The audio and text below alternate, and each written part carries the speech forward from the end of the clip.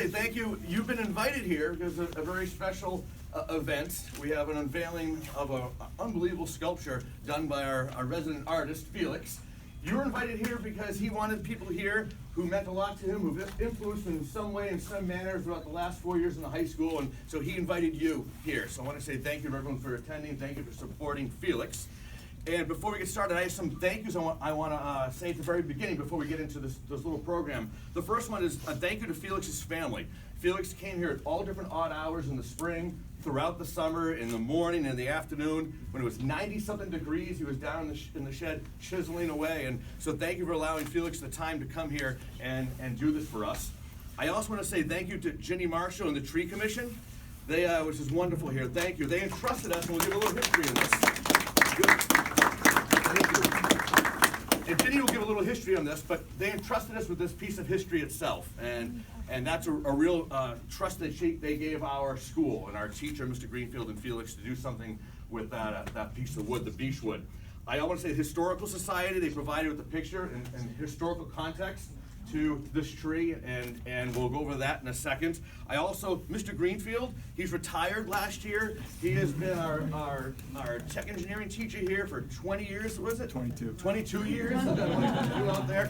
But he's been wonderful. His patience and his vision has been wonderful. And speaking of vision, Felix especially, for the work he put into this, and knowing that Felix is his first try at carving wood is unbelievable. And as I told Alana before, the idea that we can take a piece of history and that's the first thing he tries is amazing. And it's a gutsy thing to do.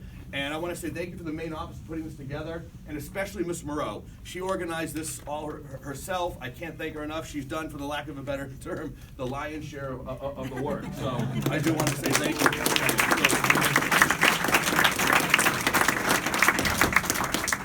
So with that, I won't do the whole history, Jenny will, but this is a tree, and here we have a plaque here, and this plaque we're going to have, we'll post it up here once the ceremony is done. This is a plaque, it's from the class of 1891, and when you get to see it, this tree, the sapling is right here. They planted this in 1891, and that's the class who did this in the center of town, and it's the Chelmsford's very first graduating class planting the purple beech tree on the Center Common, Arbor Day, on April 25th, 1891.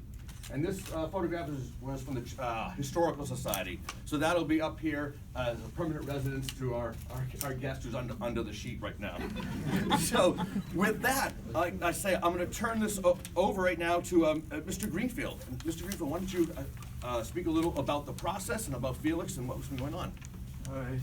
Thanks so much, everyone, for coming. And I remember 2 years ago saying to Felix when I first met him and showed him this big log sitting out in our yard and behind the shop, I said, if you decide to take this on and really do this, it's going to be a big deal when it gets finished. And a lot of people are going to come and be very proud of what you accomplished. And I don't think it really sunk in at the time.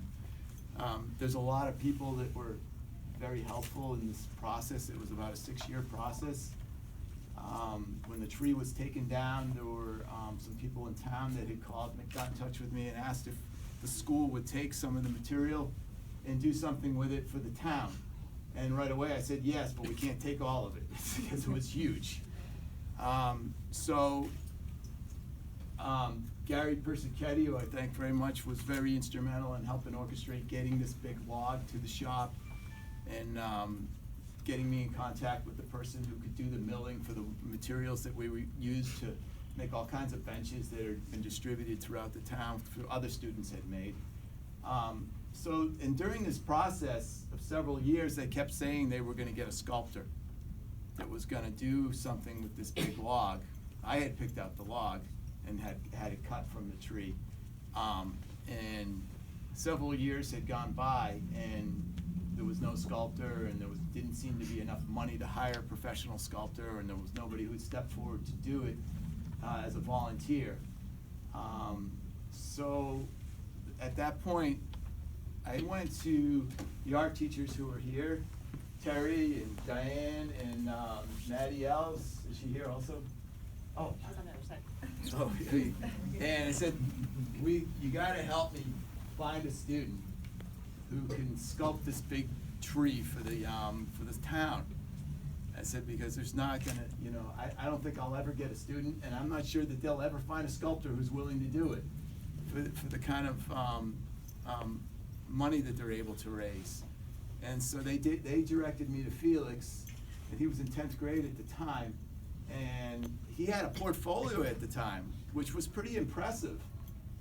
He had never touched wood, but he had done work with stone and clay and paper mache and paper, and it was pretty impressive. And of course, the art teacher saw the potential in him, and I saw it right away.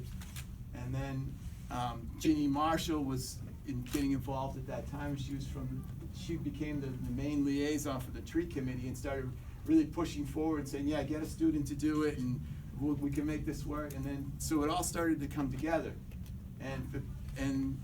But Felix at first, I think, was a little overwhelmed and maybe even a little scared. Because when I showed him the log, I mean, it was sitting out in, we had it covered, I uncovered it, it was sitting out in the yard behind the shop, and it was this huge log, and I said, this is a big deal for the town, this is a very historic tree, and I said, I saw your portfolio, I think, I think you could really do it.